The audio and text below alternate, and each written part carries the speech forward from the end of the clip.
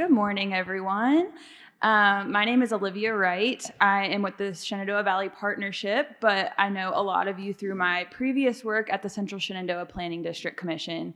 And this morning, I'm here to welcome our two speakers and consultants for the Regional Housing Study, Mel Jones and Jonathan Knopf.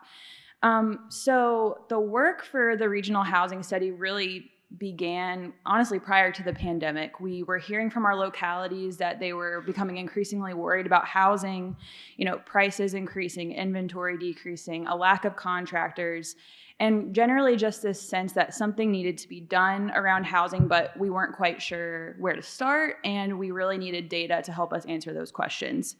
So the Central Shenandoah Planning District Commission commissioned a regional housing study through Virginia Housing. We applied for a $200,000 community impact grant and kicked off the study in April 2022. And hard to believe, but we're approaching the finish line for the regional housing study. So we're working with two consultants on this project. This is the Virginia Center for Housing Research and HousingForward Virginia. And really, there were two goals of the study. One is to collect data for our local governments to help them better understand our housing landscape, opportunities, and challenges, and also to create local partnership-based and regional recommendations to address our most pressing housing needs. So this process involved focus groups, interviews, getting a ton of data at the local level from you all, and a lot of back and forth conversations to figure out what housing solutions were going to make the most sense. And so all of that work is culminating in the Central Shenandoah Regional Housing Study, which you'll hear about from Mel and Jonathan, and specifically how it impacts this group and thinking about how we move forward as Stanton, Augusta, Waynesboro region. So I'm just going to quickly introduce our speakers. Mel Jones is a research scientist and associate director of the Virginia Center for Housing Research at Virginia Tech. Mel leads housing studies and housing research in Virginia and across the country. She specializes in quantitative analysis and data-driven policy connecting housing to broad issues, including economic and community development, individual economic opportunity, and well-being. And Mel's expertise is demonstrated in her recent work, the New River Valley Regional and Local Housing Study, the Fairfax County Consolidated Plan, and the Loudoun County Unmet Housing Needs Strategic Plan. And Jonathan Knopf is from HousingForward Virginia, where he's the executive director for programs. He leads housing research and education efforts across the Commonwealth and regularly helps local officials, practitioners, and advocates find solutions to their housing challenges by telling stories anchored in data, crafting evidence-based policies, and designing effective communication strategies. And since 2016, Jonathan's work has led to the nation's first combined community land trust and land bank, Virginia's first regional housing trust fund, increased investments in manufactured home communities, and other innovative successes. He's also led or contributed to numerous state, regional, or local housing studies to sustain efforts that expand housing affordability for all Virginians. So I'm very excited to welcome Mel and Jonathan to the stage to present some of the findings of the regional housing study to you all.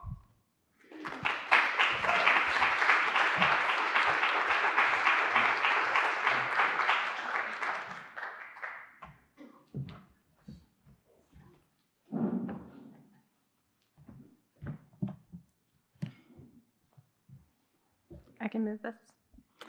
Thank you. Hello, friends. It's good to see you again. Today, I'm here to give you just a tiny update on the data, but I will say that I'm going to try to keep the data section a little bit short so you guys can think a little bit more about strategies and next steps. Sherry, I want to thank you so much for your story. All these numbers I'm about to give, people don't see them as real, but they know you're real, and they can relate to, your story. I think about my growing family and my parents and, what that would be like for one of them to experience homelessness, and that brings it home. That makes what I'm about to say relevant. So thank you. It takes brave people to share their story to make all of our work, possible. So I really appreciate it. 12,600 people across SAW are experiencing cost burden as we speak. Among them, 10,365 are low income people experiencing cost burden. That means they're making tough decisions between housing and food, between housing and clothing, between housing and medical care. Among them, 4,835 are at risk for homelessness with just one unexpected expense. 35% of those people are people 65 and older.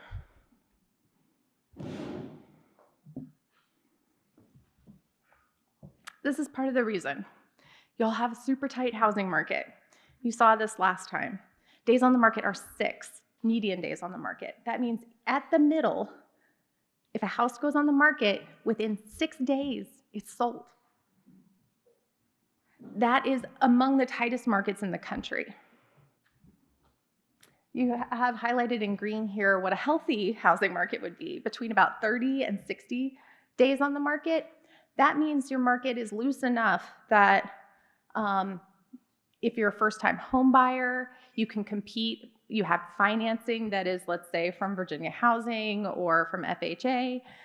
People don't, like Sherry said, look down their nose at that kind of financing and say, no, I'd rather accept a cash offer.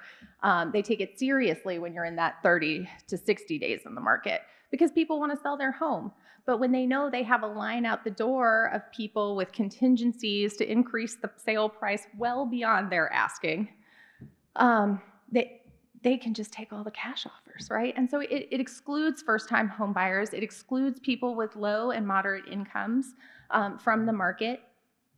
And eventually, if it gets bad enough, like it is in this region, it starts to make problems for everybody. So those people with growing families, growing incomes, they might want to move to a larger house, but they can't find that house for sale because the person who's in that house right now who would maybe like to downsize can't find the house to downsize into. Even if they wanted to rent, y'all's rental market is super tight too. So what it's starting to create is this kind of gridlock situation where nobody can move because everybody is afraid that they can't find what they need.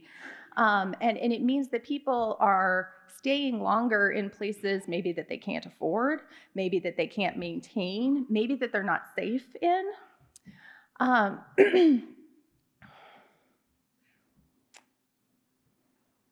it has even compounded effects.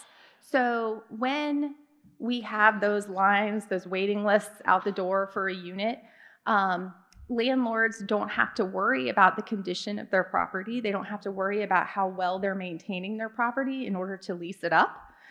Instead, they can kind of let it go, and if you don't like it, that's fine. We'll let the next person take it, right?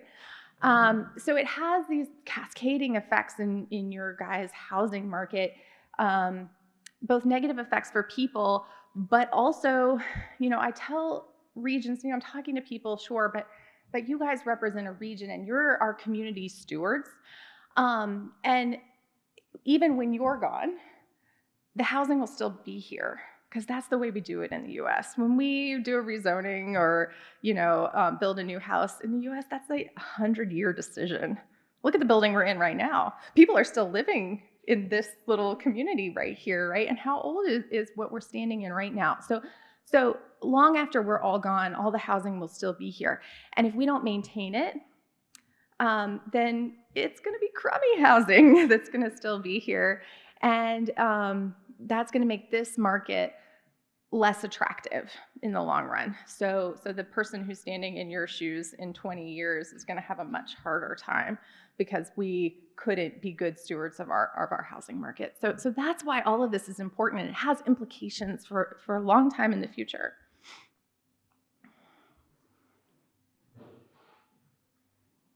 Just trying to make sure I got through everything here. Well, I guess I should mention that all of these negative effects kind of roll downhill. Y'all know what rolls downhill, right? At the bottom are people experiencing hardship, people with low and moderate incomes. They are sort of the last to choose in the housing market. When you have a higher income, a longer work history, lenders look at that And landlords look at that and they prefer you, right?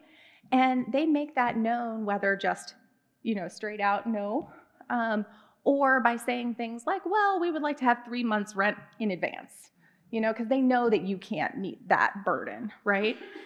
And so the people with the low and moderate incomes are the last to choose in the market. And in a market like yours, there's nothing left. The last thing to choose is wholly substandard housing, living in your car, living in a shed, living in other places that are not meant to be for people to live in. So that's why we need to add housing. Okay, so let's start talking a little bit about what we didn't talk about last time, which is what types of housing should we add? This graph shows you a comparison between the size of units and the size of households in the SAW region. So I kind of mean for basically that 30% line there, those two bars match up, right? Well, one-person household is going to be comfortable in a studio type unit or a one-bedroom type unit. And you kind of have that matching up at one person and the one bedroom or studio one bedroom, but then the whole 20% beyond the studio one bedroom is a two-bedroom unit, right? And one person, though they may like to have a two-bedroom unit, they don't need it. And that means if that's all that's available out there for you, you have to go on and pay for that two-bedroom unit, even though you're one person, right? You're spending extra. Maybe that's part of what's making you cost burden is the fact that 30% of households need a one-bedroom studio unit, but there's only 10% of the units that fall into that category.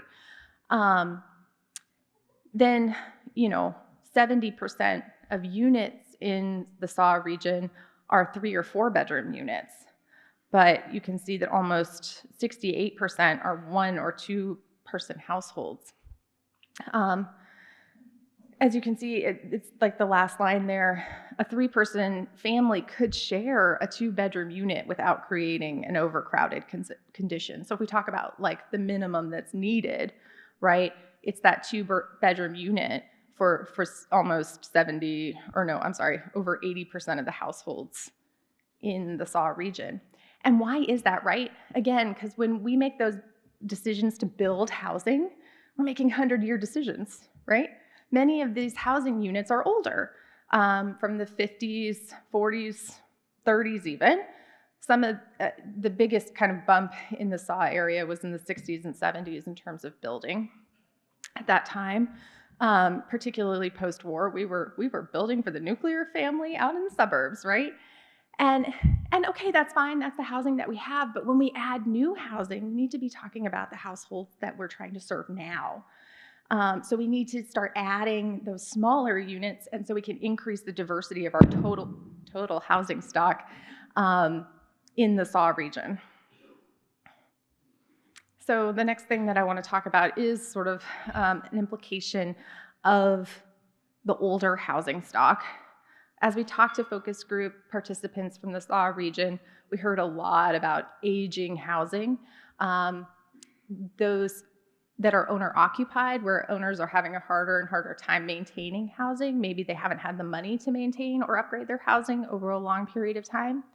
We also heard a lot of, again, that implication of a too tight rental market where landlords just aren't investing in rental housing. And the quality of the rental housing has become very poor. And finally, we heard a lot about mobile and manufactured homes, particularly in Augusta County, that either need replacement in the case that they're mobile homes manufactured prior to 1976. These units really need to be replaced with new manufactured units. Or manufactured homes that are in need of, again, upgrade and repair. They're just like a stick-built home. You have to invest in them over time or they will become in disrepair. And I want to give a shout out to Waynesboro here because even though they get a lot of attention because their rental stock is in poor condition in some cases, they're one of the only communities in the SAW region, in the entire central Shenandoah area, that keeps track of the condition of their housing. So we do have good data on Waynesboro, and that's the graph you see on the right. And you can quickly tell from the graph that the vast majority of the housing in Waynesboro is in good or average condition. It's just a small amount that is in that very poor. You can't even actually see the very poor category. It's such a small amount. Poor, or the blue, fair quality housing. But this poor, fair quality housing has negative impacts not only on the people who live there, but on everybody within a quarter mile of them in terms of their housing values, right?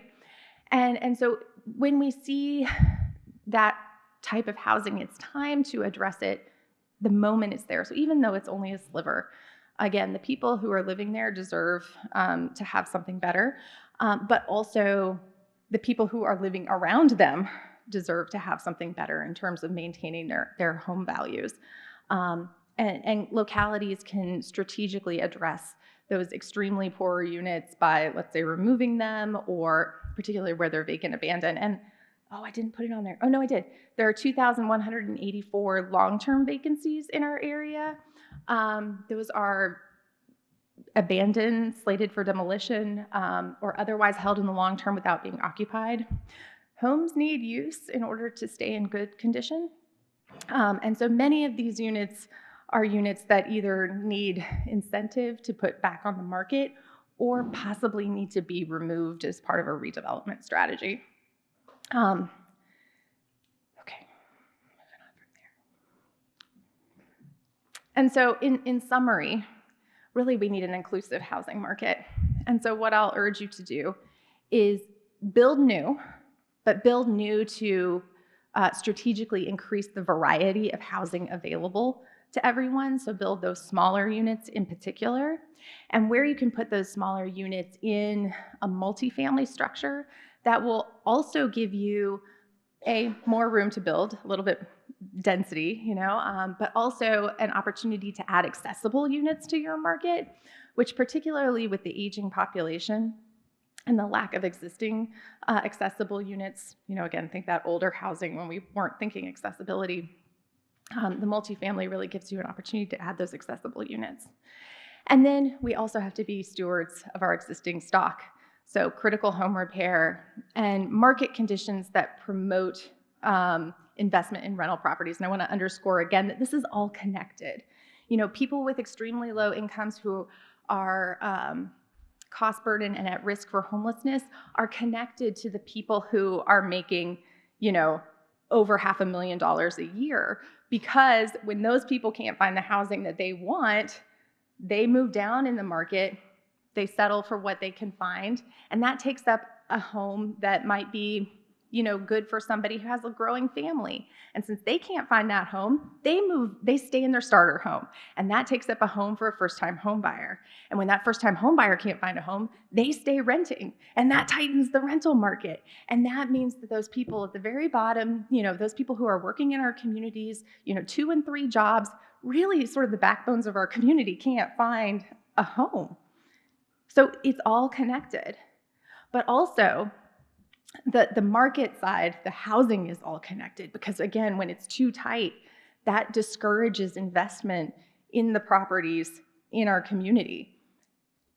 So we've got to think about building new in order to save the old, and saving the old in order to provide that naturally occurring affordable housing that benefits people sort of on the lower side of the median.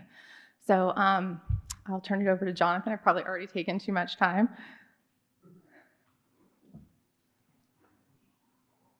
Oh, sorry. Too much agency there. I'll figure it out.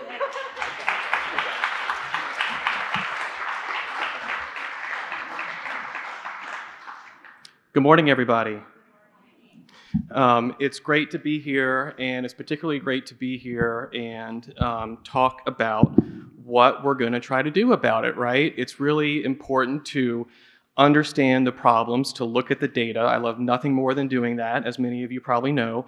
And we have to do that, right? That's a necessary prerequisite to figuring out what are the actual approaches, initiatives, efforts, new things that we can try to fix these challenges and to have more stories like Sherry's and not the 10, 20, 30 other people out there who, just because we do not have the resources and are not making it a priority, don't achieve that success, but experience the same problems day in, day out.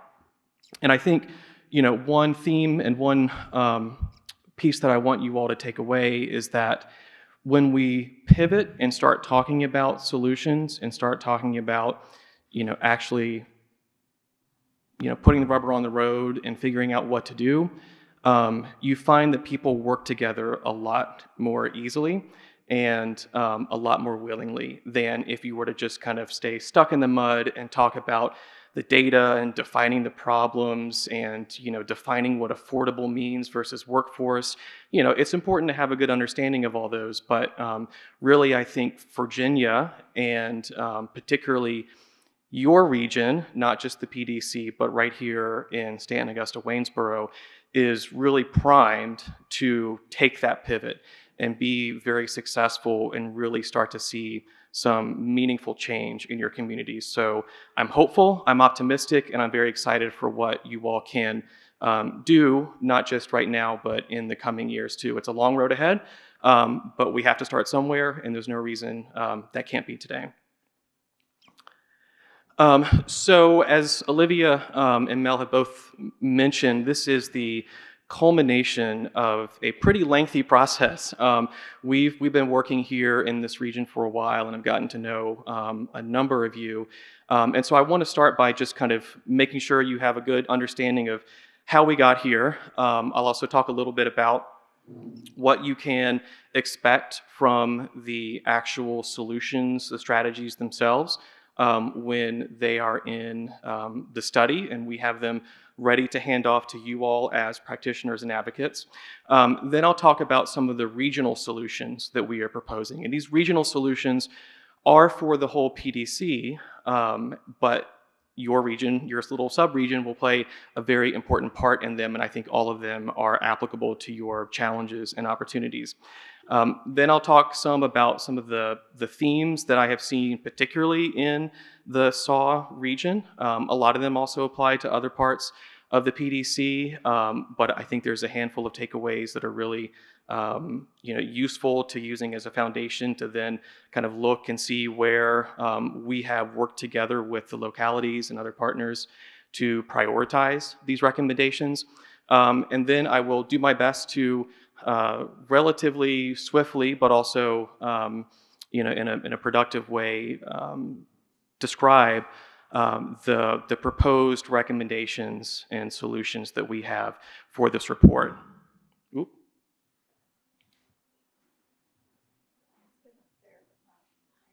Okay. We could all just crowd on the stage and look at this one screen if we want to. Okay, perfect. Almost.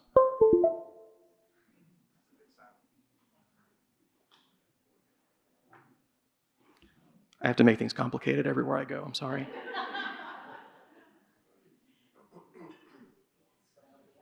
I guess while we're doing this, I'm just curious, raise your hand if you live in or represent Stanton. Okay, big crowd, home team. How about Augusta County? And last but not least, Waynesboro. All right, Waynesboro, you're a little outnumbered, but I believe in you. I think you can take them. Okay, great. So, there's a lot of things to consider when you are designing policy and trying to determine where to start and what is actually, an open opportunity for you. So when we have these discussions with localities and stakeholders, we have to keep in mind a number of different things. First is, does this idea or this potential, strategy have a high level of impact? Is it going to achieve meaningful results and have a noticeable effect at the end of the day? Or is it going to be pretty limited? Sometimes those limited, smaller scale things are still worth doing, but you also have to keep in mind how much effort is it going to take? in person hours, in funding, resources, actual, policy development, and, creating new program guidelines. There's a lot of work that goes into all of these things, sometimes a little more than what's necessary if you happen to be our federal housing agency, but that's neither here nor there. And then we also have to keep in mind the political realities of our communities, and any initiatives or new proposals that do require an ordinance or do require new allocation of local funding sources. That's up to elected officials, and elected officials have a lot to juggle and a lot of other things that people are telling in their ear. And I think you all have done a very a significant job in raising elected officials' awareness and understanding about housing needs and challenges in your region. And I think that's happening statewide across many different communities. So we're definitely in a better place than we were a few years ago or 10 years ago. But there's going to be just as many people, telling them we need to fix our schools. We need to take care of our potholes. We need new parks. And so they have to balance housing within, the grand scheme of their policymaking responsibilities and preferences. But the ace that you have up your sleeve is that housing is connected to everything. You can always make a case for why housing matters, no matter what somebody might be talking about.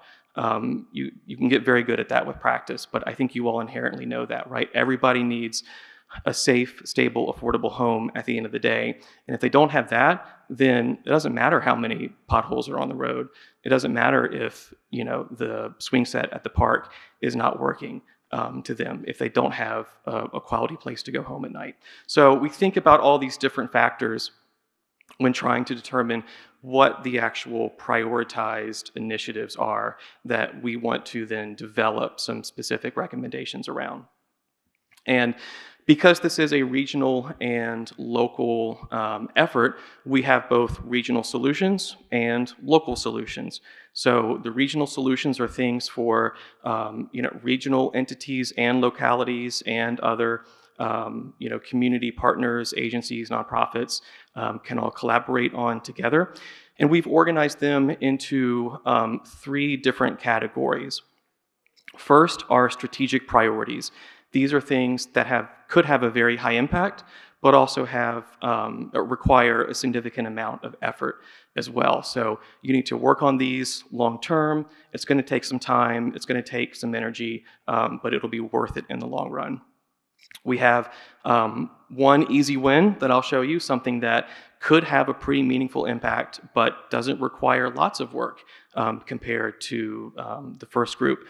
And then finally, we have a couple of things that we call background work. So these are things that might have less of an impact, at least in the short term, but also don't require a lot of work at the same time and are still worth doing because they set the stage for success in the long run. And so these are things that you can kind of do ideally within the natural cycle of your, policymaking efforts and updating your planning documents and things like that. On the local side, for the local solutions, we organized the recommendations into 2 categories instead. So simplified it a little bit because we have 3 or 4 different detailed strategies for each jurisdiction. We have 1 or 2 priority solutions. So these are kind of like the strategic priorities, things that require some effort, things that the localities and partners have told us they want to do, that they're focusing on, that they're thinking about already, and want some information on and want some direction and instructions to help them achieve their goals. The secondary solutions are also important, but maybe just on that first back burner behind the front burner. They maybe need a little bit more fleshing out, more conversations within the community in order to get going, but they're still worth kind of laying out a path for.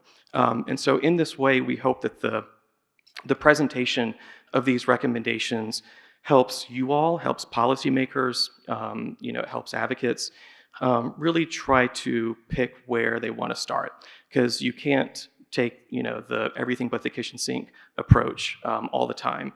Sometimes you have to pick just 1 or 2 things that you want to do very well execute correctly and see successes from, and then move on to the next thing.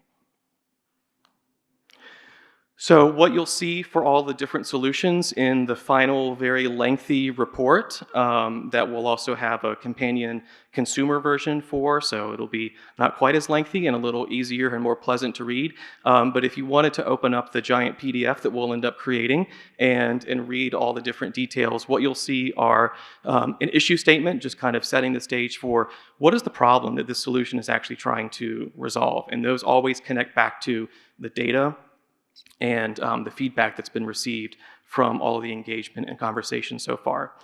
We have a section called How It Works, so a detailed outline and description of really what are the nuts and bolts involved in this recommendation. What are the different state policies or enabling statutes that are important to this particular solution. What can a local government do or not do to achieve these things?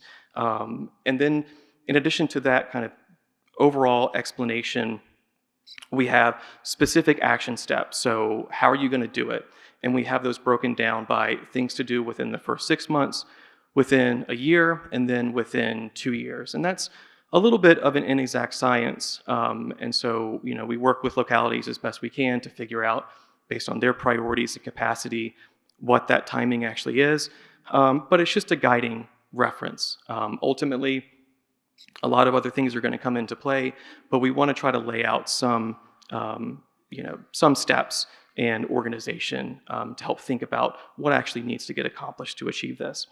And then we have an actual list of the different roles and responsibilities for all the different action steps that are part of the solution. So what would a planning department do? What would an EDA do? What would a housing authority do? What do the Board of Supervisors need to do in this case? So that really lays out kind of what each of these different entities or stakeholders is responsible for and will need to do at the end of the day. Of course, a lot of these solutions need some money.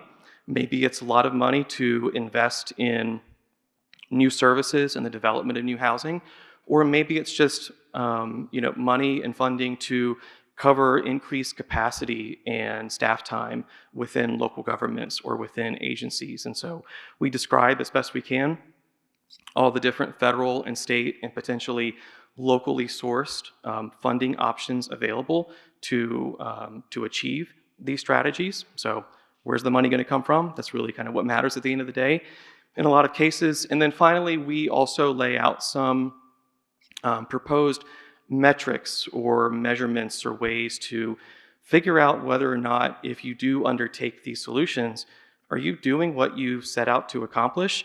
How can you look backwards and track your progress and then report on that to elected officials, to advocates, to the community to demonstrate that this is still worth doing and that we're making a difference? So let's begin with the regional solutions. We have 5 in total. The first 2 strategic priorities: establishing a hub for home improvement grants and resources. So this ties directly to the issues around housing quality and housing age that Mel described in detail. There are a number of really great programs out there from DHCD, from USDA Rural Development, and other places that nonprofit providers help implement. You have volunteer groups through Habitats doing home rehab and repairs. But there's some coordination for sure, but not from that 10,000-foot view perspective. And if I'm a homeowner that has never thought about these programs before, but all of a sudden I have a hole in my roof and I don't know what to do about it, it's really difficult to figure out where to start, especially if I'm not technically literate and can't Google things, and I don't have a neighbor or a son or daughter or grandchild in the area that can help me look these things up on their iPhone. Where do I begin? So sometimes it takes some proactive outreach and work to really organize the resources and make sure that there are ambassadors and people in the community to connect these programs and resources that do exist with the people who need it most, and also structure that assistance and organize it in a way that is most effective. So lining up different grants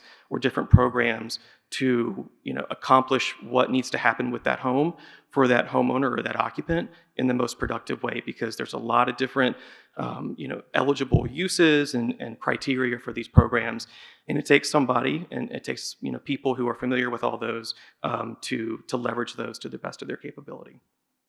And then second, we know that there is still a large need for permanently accessible and affordable options for persons experiencing housing instability and homelessness. We can build on the terrific work that's being done already.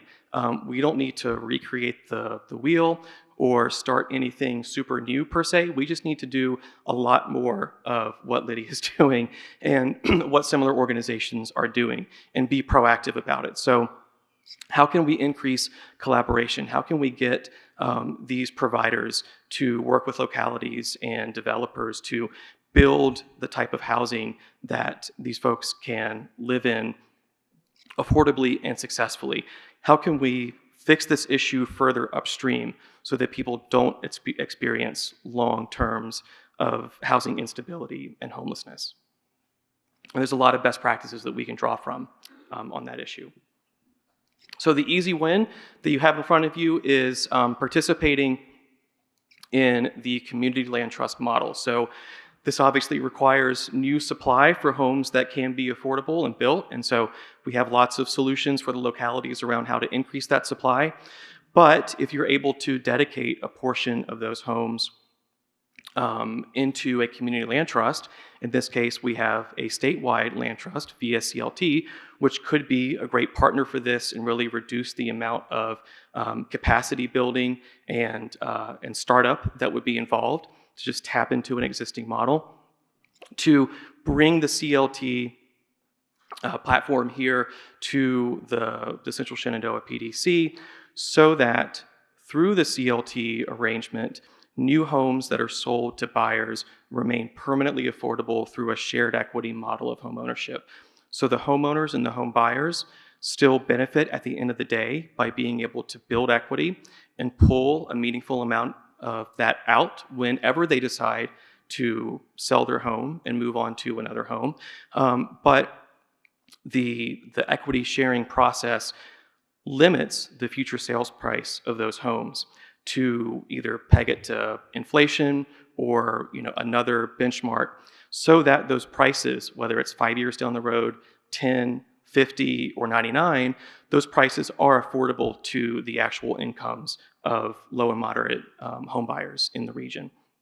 So the CLT model has really expanded across the state in the recent years, in Charlottesville, in Richmond, and now thanks to VSCLT in Northern Virginia as well, and they're actively looking for new communities to expand to.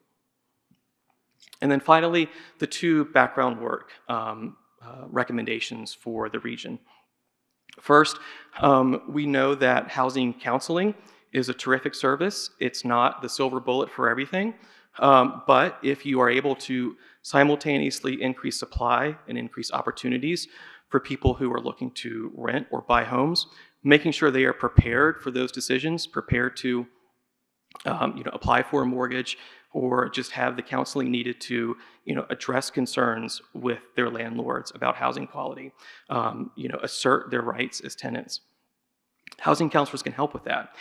And I know that there is an existing effort to bring additional services to the region. We just need to do that times 10. And so this solution describes ways that capacity can be increased through additional resources and strategic partnerships. And then finally, also addressing housing quality, land banks, not land trusts, land banks, slightly different thing, are a tool to strategically acquire, hang on to, and then dispose of or transfer these properties to community partners and developers for community-oriented uses, particularly new affordable housing stock. So vacant homes, highly tax delinquent properties, blighted properties, It's a lot of work for individual jurisdictions to go through the motion under state law of actually trying to acquire them or put them up at auction. And then how do you figure out what to do with them once you're able to, for instance, wrangle it away from a completely uncooperative and unhelpful owner who hasn't paid their taxes in 20 years.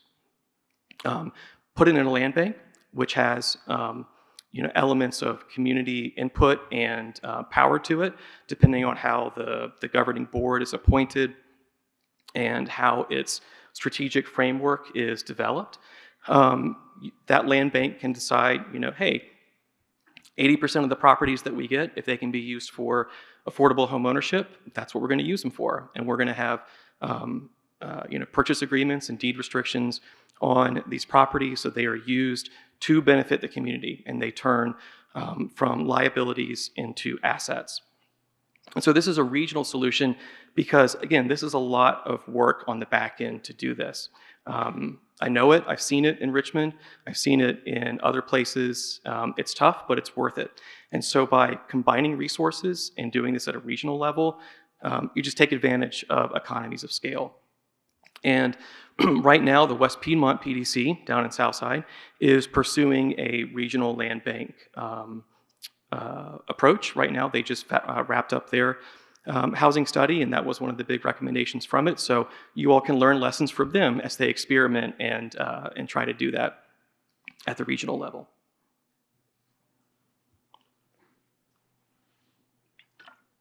So some of the themes I think that are specific to the Stanton, Augusta, Waynesboro region are listed out here.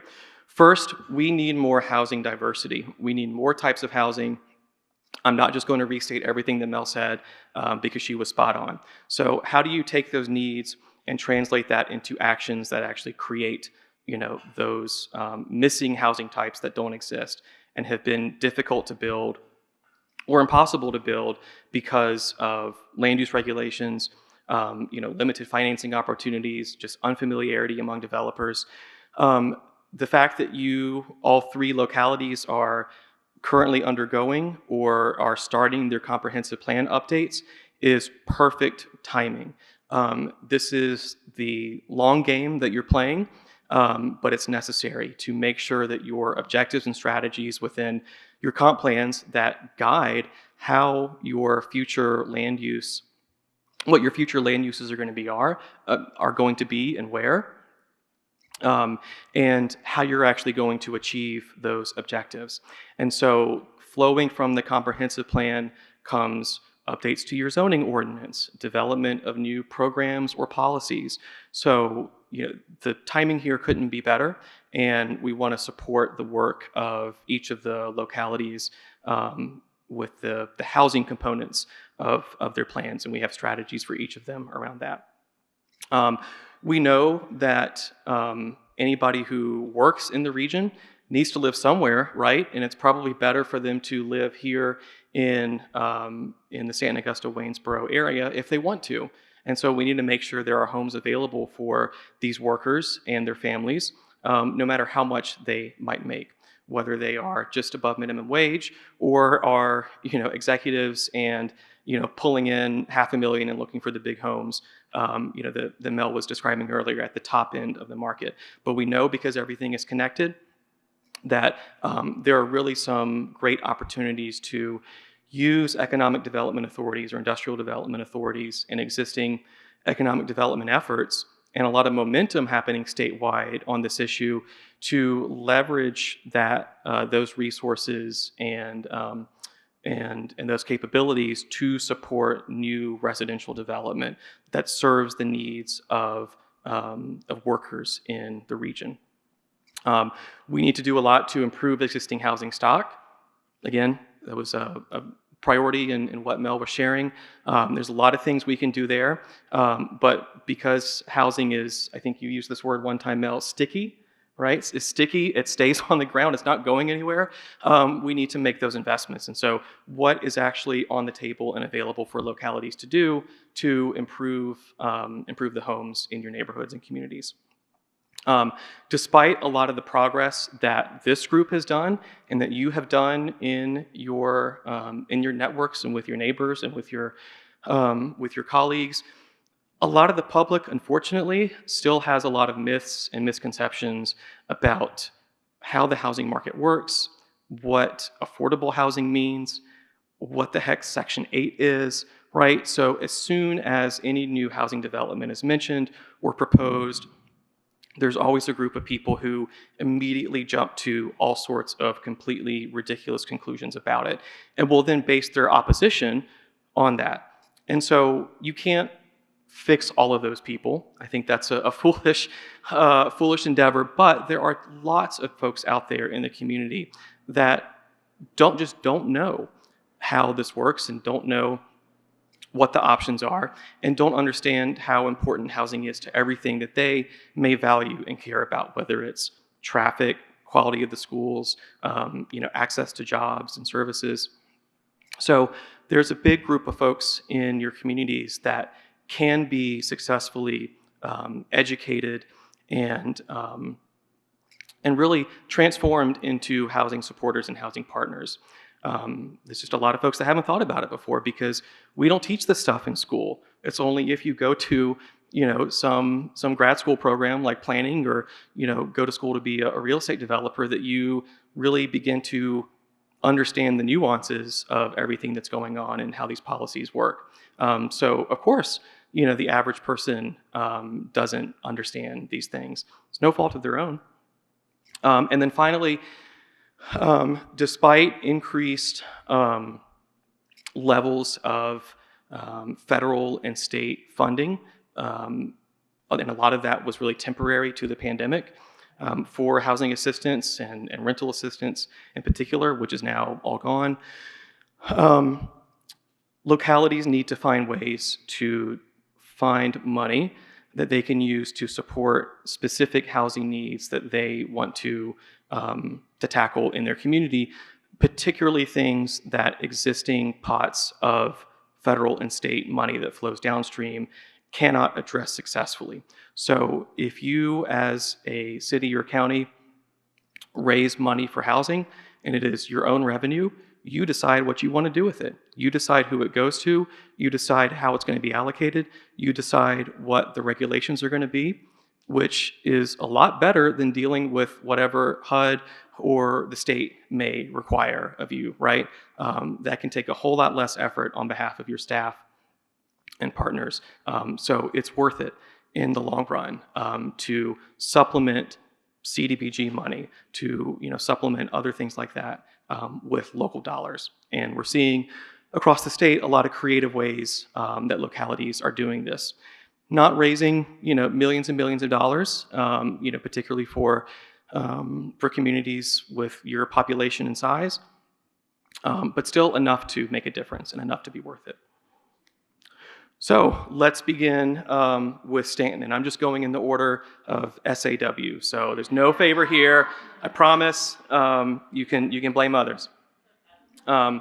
So we have two priority solutions for Stanton and also two secondary solutions, which you'll see in a second. So the first is that the city is already has underway and will be starting some kind of pre-planning efforts in advance of its comprehensive plan update.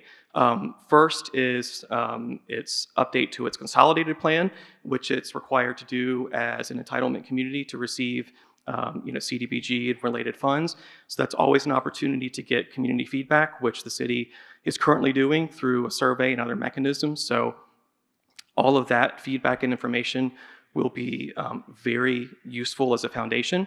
The city is also pursuing its own particular local housing strategy and action plan, which will kind of be a useful gap filler between this regional study and its comprehensive plan update. So really digging into detail, beginning with the data that is provided in this report and feedback from consolidated plan and other mechanisms. What are the specific granular needs and opportunities in the city? So we've given this kind of big perspective here, relatively light touch, all things considered, because we have to do the same thing for all the localities as part of this work, but really taking that to the next level and determining, as you'll see in the next strategy here, what the demand is and figure out some numbers behind that, both in terms of what the incomes that need to be served are, and based on those incomes and household types, what are the housing types and sizes and levels of affordability that the city needs the most. And using those projections or estimates, what are some self-generated funding sources that the city could pursue that would supplement everything that they're getting already, existing potential developments or low-income housing tax credit developments, which use state tax credits through Virginia Housing. What are things that the city can do to supplement that and not be 100% reliant on money that flows downhill? So that could include special taxes and fees, general obligation bond financing. This is kind of a long-term approach. There's lots of options that the city should evaluate and consider. We're not recommending a particular one, but I think the important thing here, in distinction to what you'll see in a second, is that the money raised that we're kind of recommending under this strategy is not necessarily tied to a particular project. So it's not dependent on the revenue from a new rental housing development or anything. It can be used more flexibly, kind of like a housing trust fund. On the other hand, another strategy that we're recommending is aligning the city's housing strategies with their economic development strategies and leveraging the EDA and using a lot of the incentives that are used to attract businesses and commercial developments and industrial developments. Do the same thing for housing if it meets the needs of workers and low to moderate income persons. And so through the EDA and through the city, there are lots of examples that we can pull from across the state to provide incentives and support to developments that make them easier to build and help them pencil out, especially as interest rates are now a lot higher than they were a couple years ago. But these are this is support that is tied to a particular development or particular proposal. So both of those approaches are very important because they achieve different things but work in concert together. And finally, something that we heard a lot from Stanton was, how can they develop a comprehensive approach to addressing their housing quality issues and vacant homes. So they can use their planning efforts that they're undertaking now and could go through and will go through over the next couple of years to really, again, kind of nail down what the scope and the scale of the problem is. What are the specific quality issues in these homes? How many are actually vacant? What are the tax delinquency statuses of these? And using that information, then evaluating and putting them into a matrix or whatever you want to call it, deciding, okay, we can use this power that the state gives us to deal with this type of property in this way. And we can use this way to do this. And the Stanton Redevelopment and Housing Authority has special powers to deal with properties that look like this, and really triaging them that way to have a strategic, holistic approach to these properties. So here's an example from the City of Richmond. Their Economic Development Authority created recently this Affordable Housing Performance Grant Program, which is basically just a creative way to do a partial tax rebate for affordable housing. So based on the level of affordability that a new development would provide, the EDA will then sponsor grants that are funded by the city to reimburse the owner of this development, the developer owner, on an annual basis, basically the difference between what the value of that property was before construction began and the much higher value that property is once it's leased up. So otherwise, the developer would have to bake into their pro forma and their financing the increased carrying costs of the real estate taxes that are imposed by the locality. But this is a way to just in its own little incremental way, help make new affordable housing development less costly and easier for developers to build. So this is not a magic bullet by any means, but it can make a difference and help new housing get built faster. For Augusta, we have 3 different solutions. The first one is also related to comprehensive plans and leveraging their current planning effort, which is underway, to inform and use this study and the findings from this one to inform kind of the final phases of it in really kind of reaching the particular goals and objectives that will get included in the final plan when it's due to be reviewed and adopted later this year. And what this work can do is really kind of lay out some priority options or initiatives or approaches using their land use powers to make it easier to build more diverse types of housing that is difficult to build just about everywhere today, but really just depends on changing some words on a paper, right? Which is still hard to do, but at the end of the day, it's just words on paper. And so that includes things like making accessory dwelling units easier to build, both for existing homeowners and for new developments, looking at ways to cluster new housing, particularly in maybe more rural areas of the county, so that it's not sprawl, which we know is the most expensive type of housing development. How can we make cottages or smaller homes to satisfy folks who want that? Not everybody should live in a tiny home or smaller home, but there's lots of people who may want that. And we've seen successful developments that look like that in Farmville and Falls Church and other places across the state. And finally, perhaps affordable housing overlay or other type of particular chapter in the zoning ordinance that really kind of outlines a strategic approach for particular incentives and the extra goodies that can be provided to proposals that do offer affordable housing and meet certain criteria. So there's lots of options, and we want to just kind of lay out what those avenues look like and what the best practices are for Augusta to be successful in the adoption of its comprehensive plan and then implementation of it. We also are recommending a very similar work to increase the capacity of its EDA to facilitate development of new housing. So very similar proposals there, but EDAs are local and work within their boundaries. So we're kind of custom tailoring different ways for the individual EDAs to support affordable housing in their communities. And then finally, hitting on that manufactured housing issue. There's a significant number of older mobile homes, manufactured homes, and some mobile home parks in the county. And those often, unfortunately, represent simultaneously some of the most affordable housing supply, but also some of the worst quality, which is not a good pairing to have. That's not a good trade-off, right? So unfortunately, it has been historically difficult to apply a lot of the existing programs and for housing repair and rehab and construction for low to moderate income households to manufactured housing. But that has changed over the years as our state housing agencies and HUD have both embraced manufactured housing as an important part of solutions.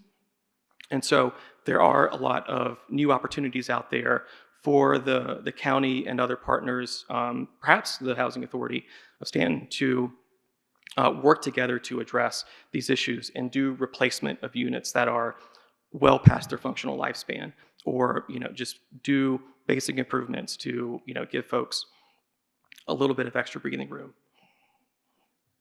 I think one of the most innovative and interesting things on manufactured housing today in the state is happening right on Route 1 in Chesterfield, right at the intersection with Route 10. Bermuda Estates is a 54-unit mobile home park that's been there since the 60s or 70s. It is almost 100% Hispanic, Latino, working class.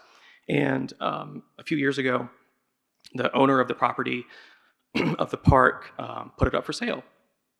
It is located behind a KFC, and in a very attractive spot for additional commercial development, and probably would have been the perfect spot for a developer to come in and put a new car wash.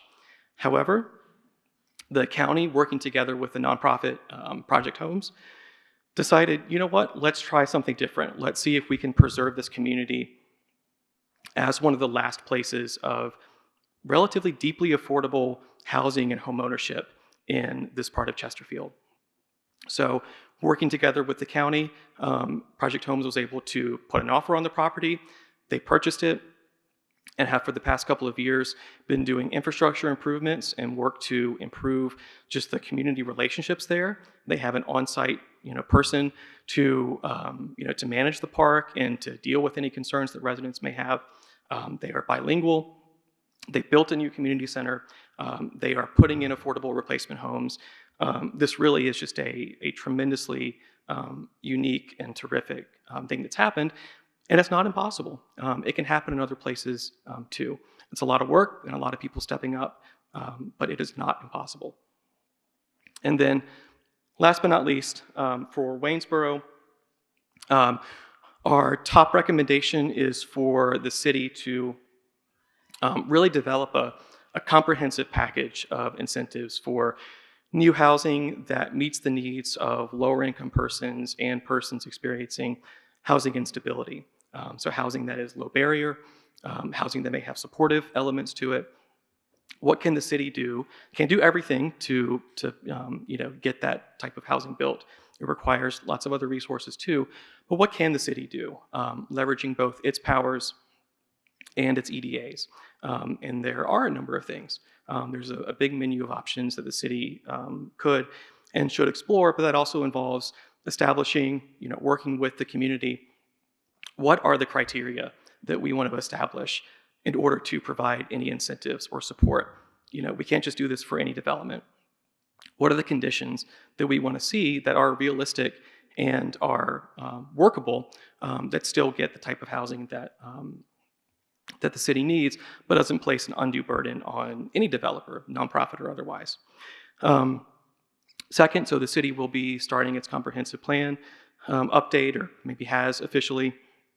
And so there are ways to incorporate housing affordability baked into its long-range approach to land use. And so just like Augusta, how to set the stage for successful pursuit and evaluation and adoption of innovative strategies to, from a land use perspective, open up opportunities for more duplexes, for more smaller multifamily, for accessory dwelling units, for all those things that are just not getting built today, but could and probably would meet a significant level of the demand that exists.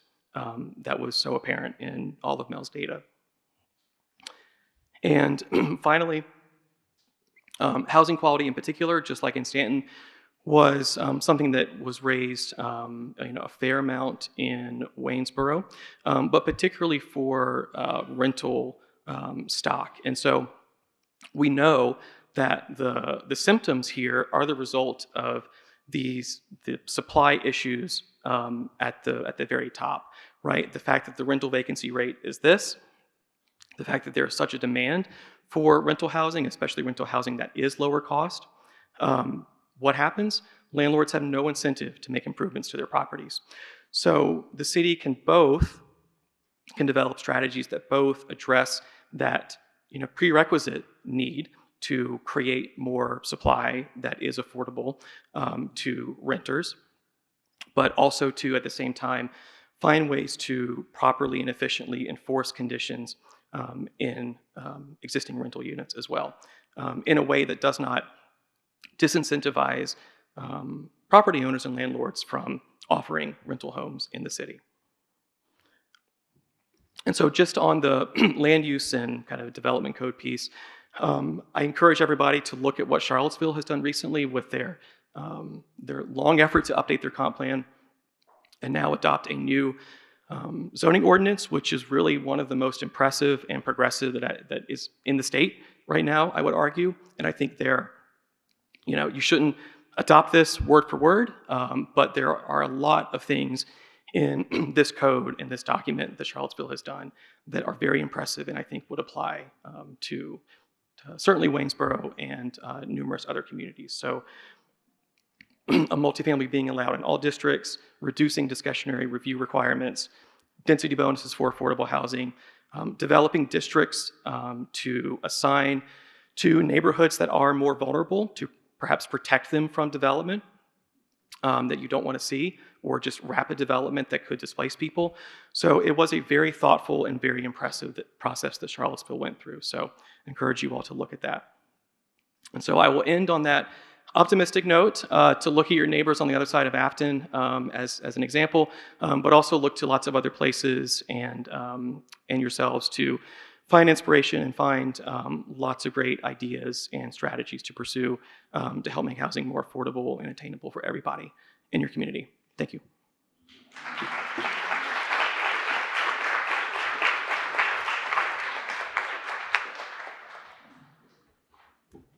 All right, so we're gonna take about 10 minutes for Q&A. We have two mic runners, Dan and Lydia. Nope, not Lydia. Dan and Chris. So we are recording this, so I just ask that if you have a question, just wait till a mic runner brings you a mic so that we can pick up your question.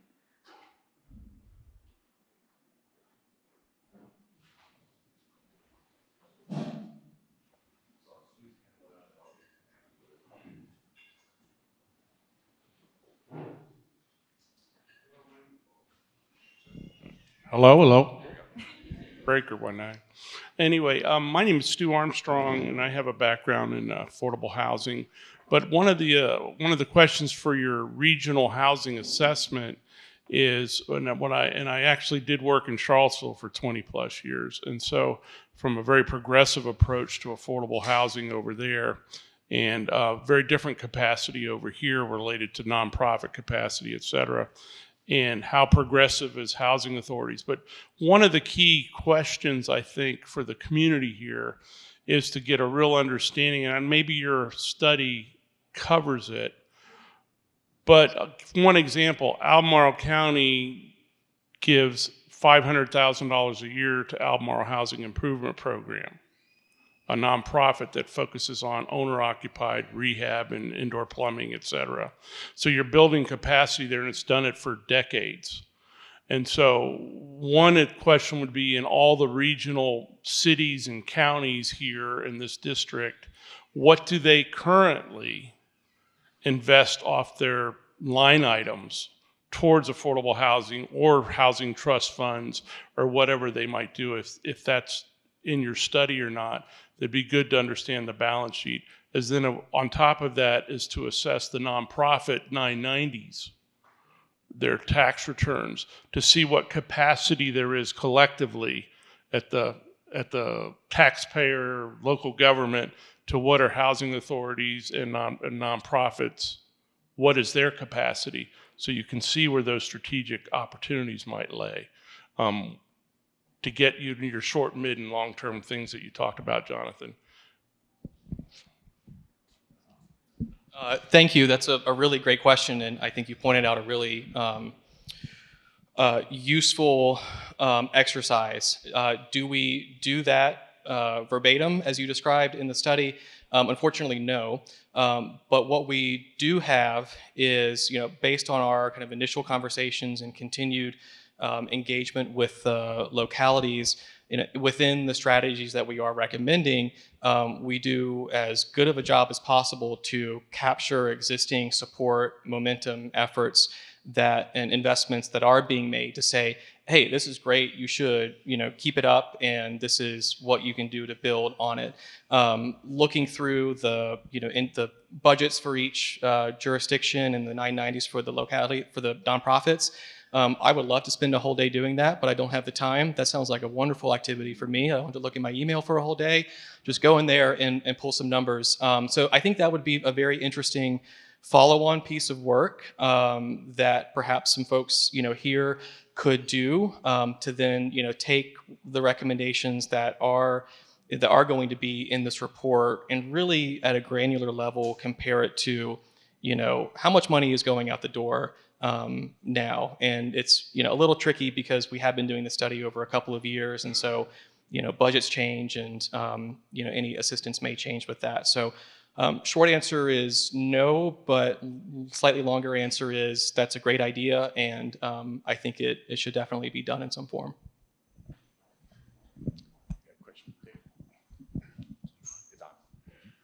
My name is Dave Mangan. I'm a county resident, and I'm quite frankly one who is appalled at the numbers that I see of homelessness. And my question is, now that we have more of a focus on homelessness and we've starting to take steps, my question is, are we gaining on the numbers of available homes? In other words, are there more homeless people now than there were, say, a year ago when we really started this program in earnest?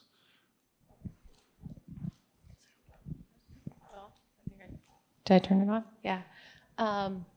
First thing I want to say is that the folks working in the homelessness sector who are directly connected to the COC, whether it be the Balance of State or the Virginia Western COC, have these numbers more accurately than we do with the study. But what I can tell you is that in terms of housing affordability and those at risk for homelessness, we saw those numbers decrease during and in sort of the aftermath of the pandemic because there were so many government supports.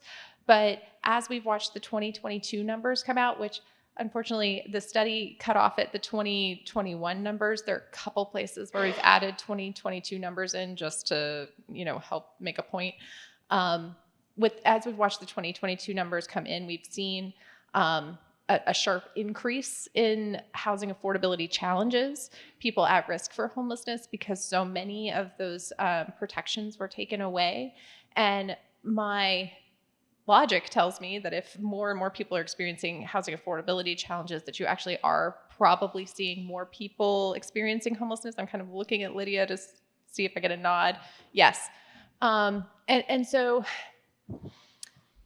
no, the circumstances of your market are making a very difficult situation for you, where it is sort of outpacing the efforts that the community is making right now and the capacity that the community is making right now.